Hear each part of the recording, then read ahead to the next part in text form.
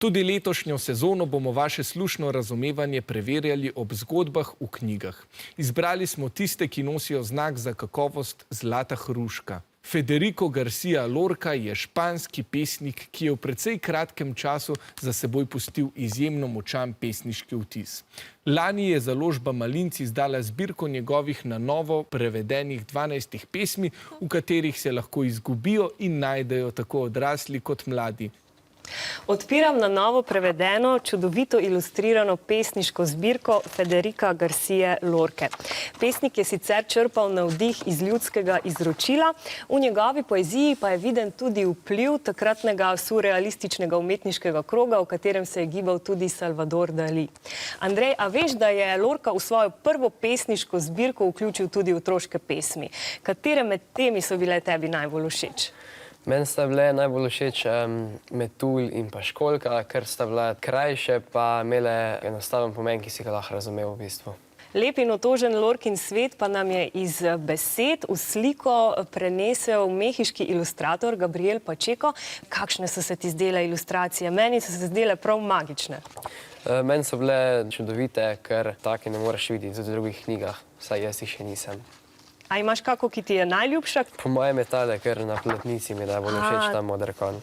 Tale je res super. Čeprav sem imela pri nekaterih verzih težave z razumevanjem, so bile prav ilustracije tiste, ki so mi pomagale razumeti pesnikovo bistvo.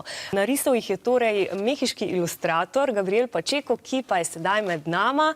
Gabriel, živjo, kako je bilo pretvoriti Lorkine besede v sliko? La cosa bella de la poesía es que es cierto esto que dicen los poetas, que las palabras son entes vivos cuando se dicen, se renuevan. Así que esta fue mi interpretación de las palabras de poeta, siempre con esta intención de crear escenarios donde hay mucho espacio y mucho silencio visual como para que el lector encuentre este espacio de conversación con los poemas. Andrej, ne vem sicer, če v šoli prebirate Lorco, ampak jaz te povabim, da njegovo pesem Šola prebereš skupaj z mano. Sem za. Super. Kaj bo kateri imava na izbiro učitelj, otrok? Pa bom jaz otrok. Nekako logično. Šola. Katero dekle se umoži z vetrom? Dekle, ki v srcu nosi vsako željo. Kaj veter da zavedno?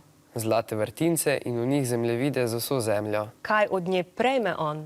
Njeno srce, ki je brez spon. Še njeno ime mi povej. Ime je skrivnost brez mej. Ilustrirana pesniška zbirka Lorca kaže na vpliv surrealizma. Zakaj so bile pesmi všeč Andreju? A. Bile so dobro ilustrirane, B. Imele so enostaven pomen, C. Napisane so bile v verzih ali D. Vzete so bile iz ljudskega izročila. Ne, imele so enostaven pomen. Ne, to niso imele zakompliciran pomen. Aha, rumena ekipa, vi ste se odločili za odgovor A, vijoličasta pa za odgovor B.